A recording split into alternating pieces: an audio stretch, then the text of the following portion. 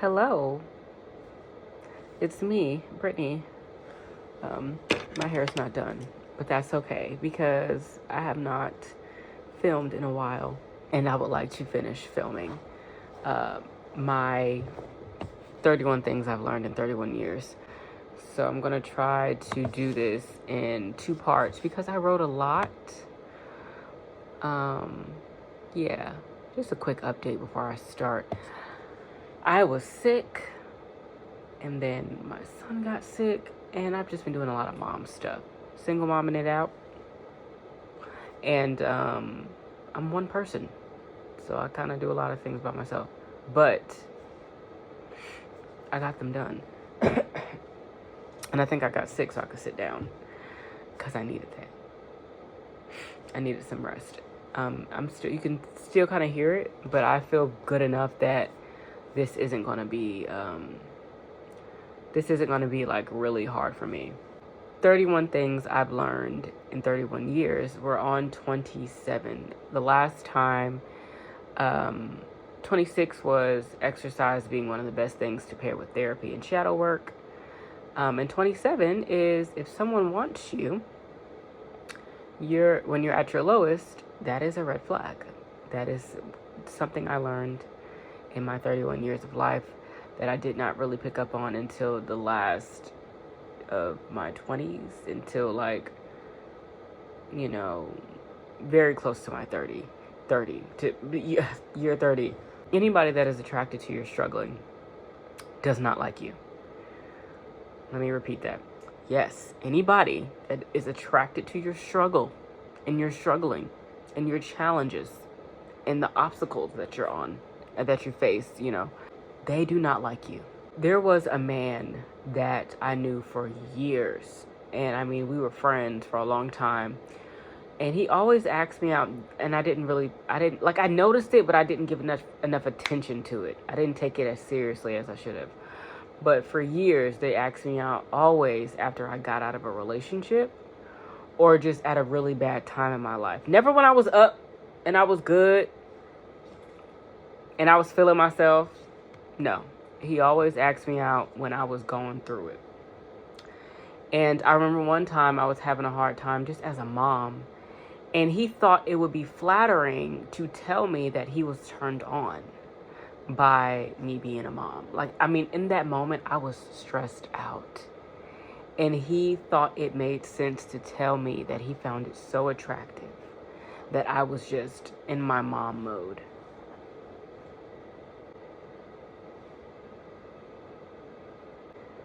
That can go in a lot of directions, but we don't have time for all that. We weren't being cute like me and my child. I was stressed out.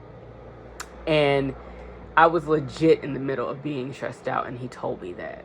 And I remember being like, super duper red flag. And I'm pretty sure that man had mommy issues, which is where I was going with the faces. But again, I don't know his life. Okay, I'm not a therapist yet, but that was a very strange thing to say. I mean, he thought that shit was he thought I was gonna be flattered, boy. Anyways. So I've been talking a lot about the abusive relationship that I was in, and you could probably guess that my relationship started when I was going through something, which is true. I theorize that the person who abused me was watching me on social media because, like I've said in the previous video, I liked at the time to tweet about my feelings and my experiences in a way that was general enough that anybody could retweet it and it could apply to anybody. And I've had people be like, oh my God, I'm so sad. I'm so glad you said that. Wow. Da, da, da, da. That kind of meant something to me. So I found a way to tweet about my feelings and about the things that I went through without putting out all my business. I always made it very general so anybody could relate to it. Anybody could retweet it. I think the person that abused me peeped what I was going through. And, because, I was so vocal about my feelings and my thoughts and my revelations on social media. So, he told me on a separate occasion that he would watch my social media. So I just put two and two together. I'm more than certain. Again, I can't say I'm more than certain, but I just theorized that he had been watching me for a while because we just so happened to connect when I was in a space of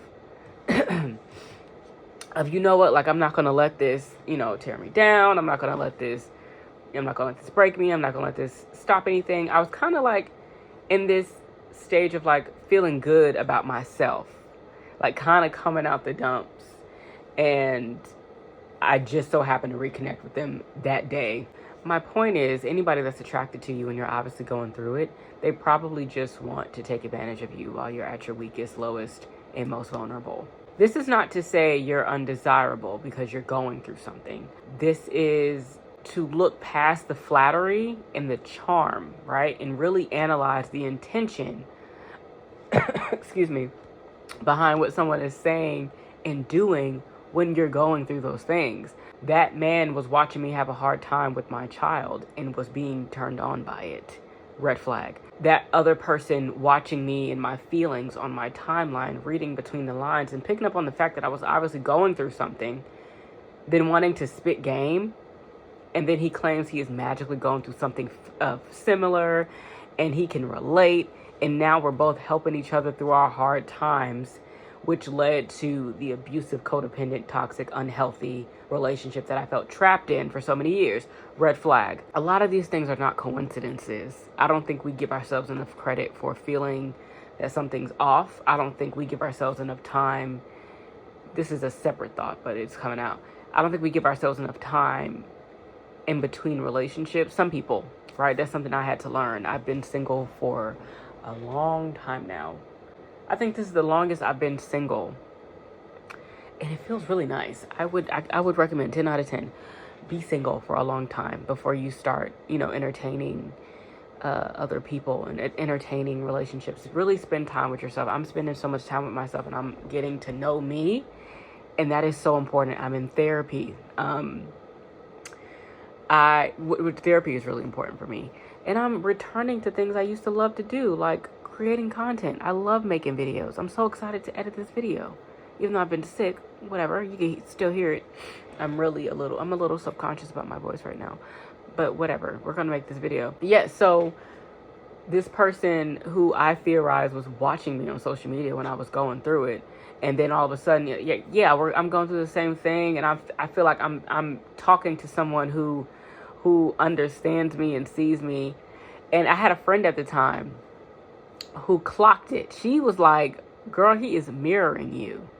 And I kind of understood what she was saying at the time, but me today would completely understand that and shut that shit down. Me then, like, I got what she was saying, but I was such a detective ass bitch that I wanted to figure out, like, what does that mean? Why is he like that? Let me see if I could get him to admit it. Like,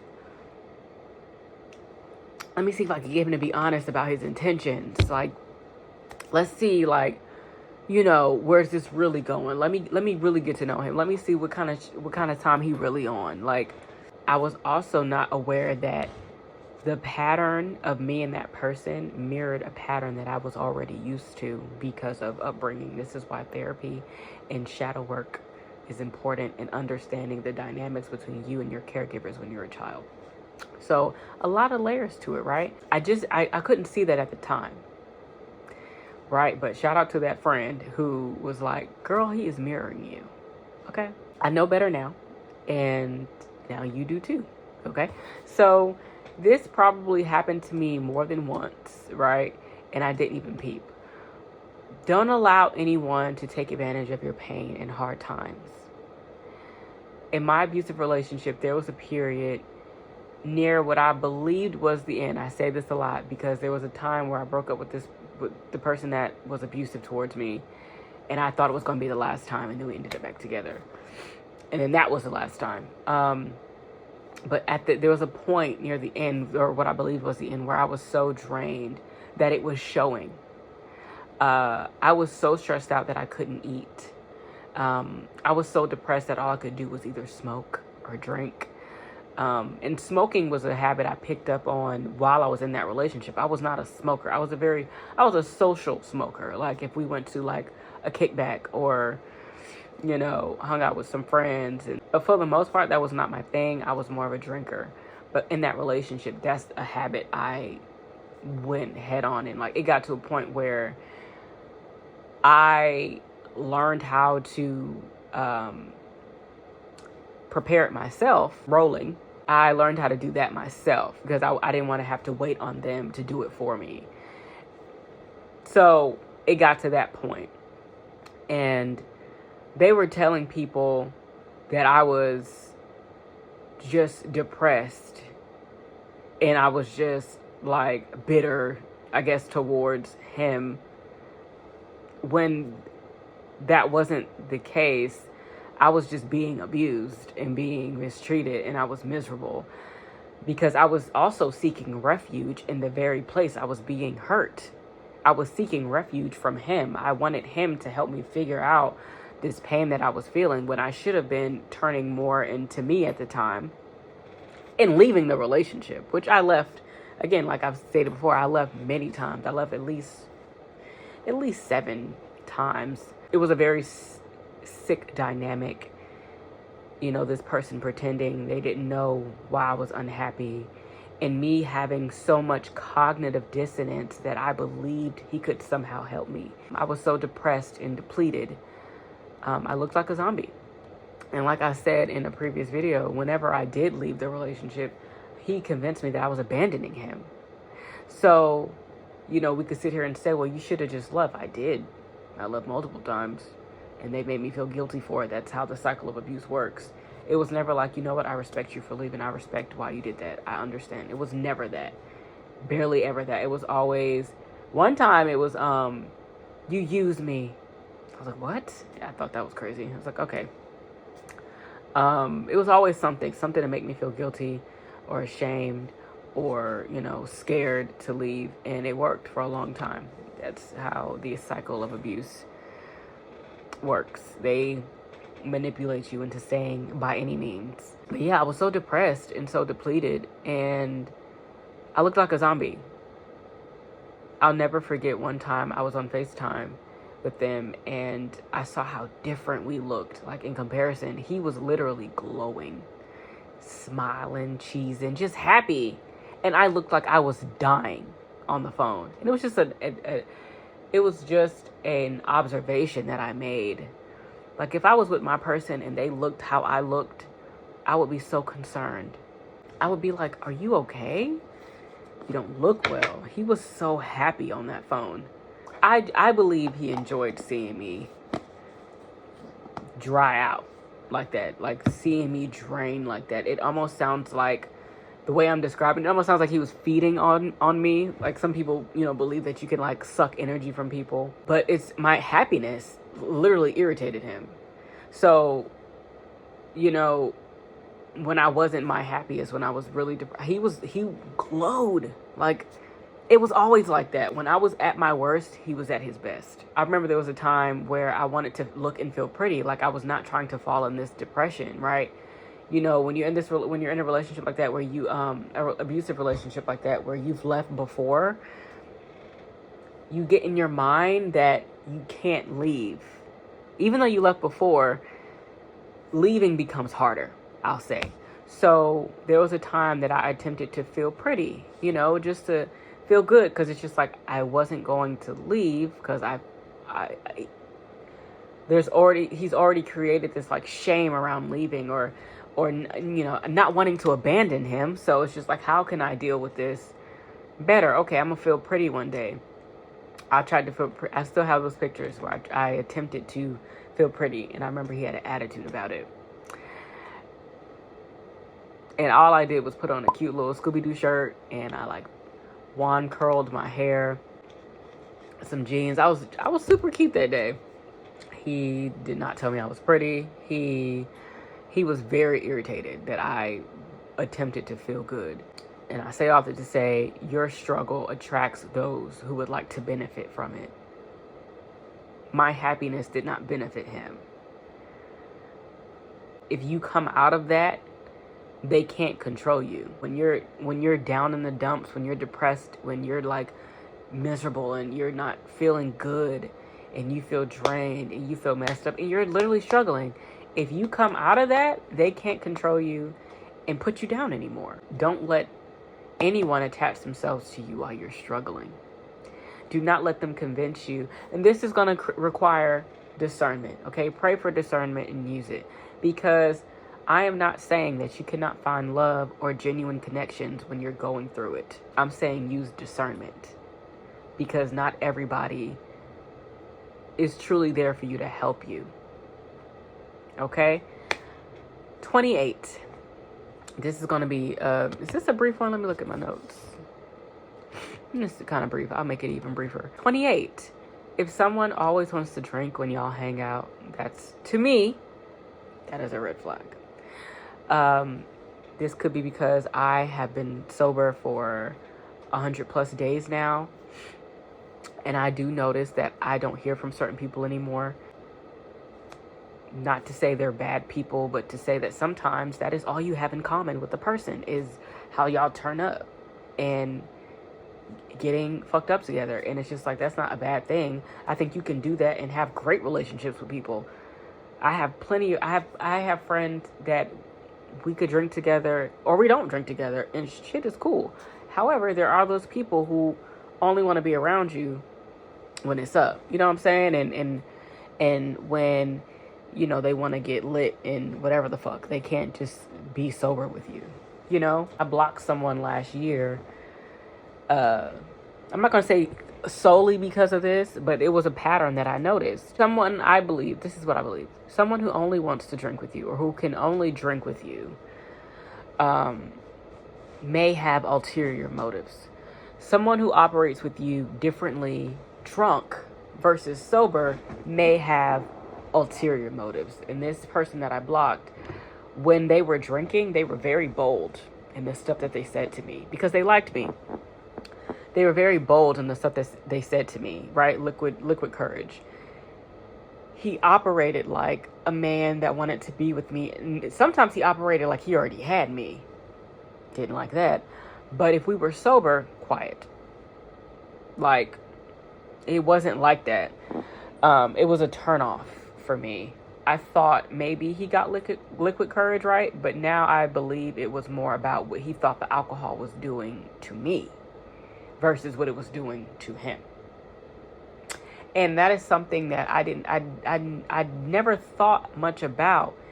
You know how we could drink with somebody, we're like, oh well, they're drunk, right? But I think sometimes people are drinking with you because they're expecting the alcohol to change you so they can do what they want to do. Versus, let me get this liquid courage to do what I want to do. You know what I'm saying? I don't, so this is just a very particular advice for whoever feels like this resonates with you. I would not let anyone bring alcohol into the equation because they'll blame alcohol for everything. Because when I tried to address this person with certain concerns that I had, they were like, well, you were drunk. And it was just like, okay, I see what we're doing here. You're going to do the gaslighting thing. You're going to do the gaslighty thingy. Okay. So now people can't use that against me. And that's actually very important to me because liquor being used as, like, we're using it to have a good time, but in that good time, something weird happens. And when I address it, now it's because I was drunk. And it's just like, I don't like that. Plus, you want to be as clear as possible around certain people. Alcohol can alter how we view people and our experiences, and people will use alcohol as a way to manipulate you into believing something you experienced wasn't what you experienced. It's a slippery slope. Okay, I would avoid drinking with certain people altogether, but everybody's grown, so y'all can literally do what the hell you want. That's just something I learned throughout my 20s. And I learned a lot of things in my 20s because I was never really taught certain things. So I learned literally everything the hard way, sadly. But that's why I'm here now. And I'm proud of me regardless. Okay, I made that as short as I could. 29. Understanding your childhood will help you identify the patterns in all of your relationships. Like I was speaking on earlier about the dynamics of the relationships I experienced as a child, my caregivers, etc. And one of the previous, I think 27 where I brought that up? Yeah, it's attracting people at your lowest. Right. Let's look at my notes. Not being intentionally taught anything beneficial to my development. That was, right?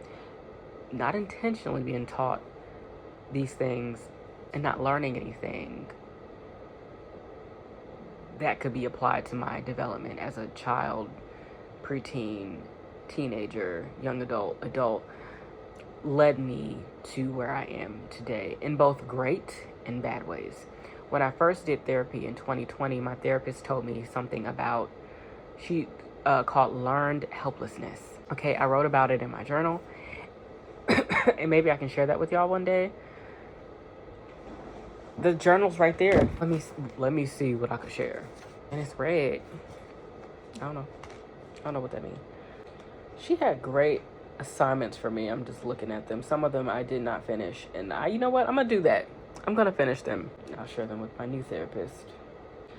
Oh, I can't find it. I'm finding other things though. She had me do a parent figure thing. Basically, you draw like a figure, and it's, I guess I'm seeing what it says.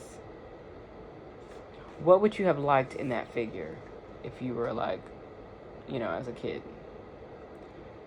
What would you have liked in that figure? And I did all that. So that was, it's a big deal.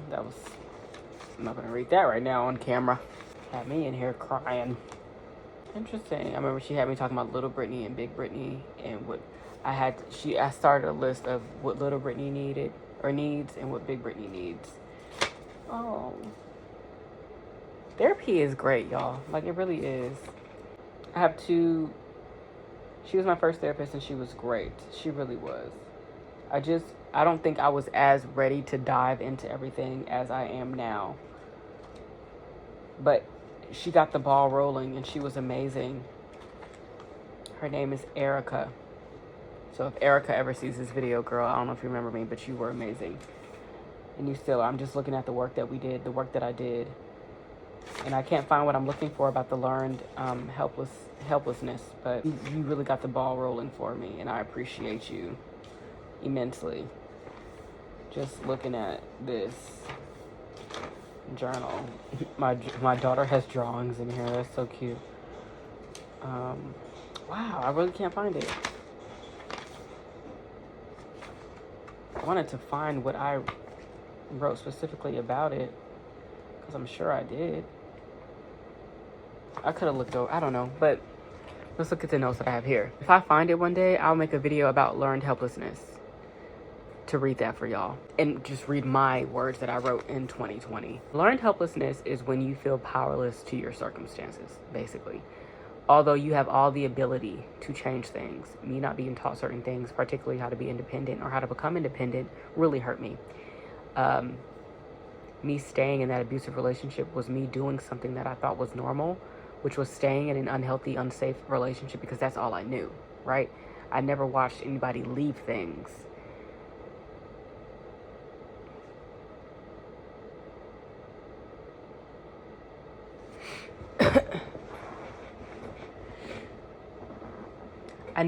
This is what I wrote in my notes.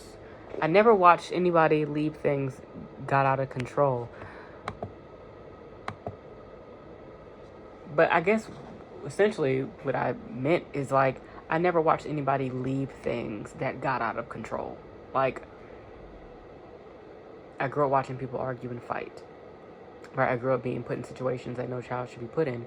My childhood shaped me into someone who could handle chaos, who could put up with it and wanted to figure it out. Which is why, when my old friend Pete, that my abusive ex was mirroring me in that conversation, and the initial conversations that we had, I mean the very first conversations that started the beginning of this relationship, she peeped that he was mirroring me. I saw what she was saying, but it did not click for me. It did not click. There has to be that click, and it didn't click for me. But she peeped it. Me and her had similar trauma as far as, like, with certain caregivers growing up. So, of course, we're not the same person, but the things that we were figuring out were kind of the same. Just it was a different timeline. She had already figured out how to peep that shit and be like, no. However, me, I wanted to figure it out. I had to get past that point. I no longer care to figure anything out. I don't care. I don't care. Like, good luck getting me to give a fuck. Because that is like, it took me a long time to get to this point, though. Anyway, yes, I grew up needing to help people. That was my thing. Even if it hurt me. That's how I people pleased. By helping. By saying yes. By being available. I also grew up very extremely sensitive. And when I was around people who didn't grow up how I did, I responded to them differently. I found that I easily connected with people who had unstable, kind of messy childhoods like mine. I didn't feel alone talking to them. I didn't feel judged talking to them. I felt like we could see each other, and it was just like, you make sense to me. You make complete sense to me. And I thought as far as the abusive ex, I thought I could love us both to safety, to health. Very codependent. Very codependent. That is not cute. I don't want anybody to think that's cute. I was trying to figure out things before therapy, right? But therapy gave me the extra tools and knowledge to really do the work. There are people who believe that their childhoods were perfect and their parents were perfect and they have no trauma and they turned out fine. And then you have a conversation with them and they tell you shit like, yeah, my dad made me get up at 3 a.m. and clean the dishes because he found a speck of food on one of the plates. Like, bitch, first of all, that is not normal. People have been conditioned to fear their parents, but are convinced that their childhoods didn't shape them in adulthood, or doesn't, you know what I mean? Like, people are grown adults and are afraid to tell their parents no. This same person is probably afraid to tell their job that they need a day off. They're probably afraid to tell their best friend that they can't make it to the party without coming up with a good excuse. And our childhoods shape us as adults and dictate how we show up in all of our relationships. Period. Whether you believe it or not. Whether you are someone who doesn't want to say, oh, I was traumatized, I experienced this, you can have a seemingly great relationship with your parents. But I bet you, somehow, one of the habits that you have as an adult, one of your not good habits, traces back to something that happened to you when you were a child. And you probably did not. It's all about framing. Sometimes we frame bad things as good things. And we miss out on the healing because we're not giving that moment the accurate definition. And the reason we don't is because we're ashamed, right? Or we feel guilty. I can't say grandma was bad. I can't say mom was bad. I can't say auntie was bad. I can't say uncle was bad. I can't say daddy was bad. You feel bad for saying these things. You feel bad for calling a spade because you were raised to believe that that was disrespectful. So you're not going to do that. So guess what? You missed out on the opportunity to learn from that and heal from that. And this is why this is probably one of my most important things that I've learned is that, well, how did I write it? Is that understanding your childhood will help you identify the patterns in all of your relationships as adults. Or all your life, all of those relationships.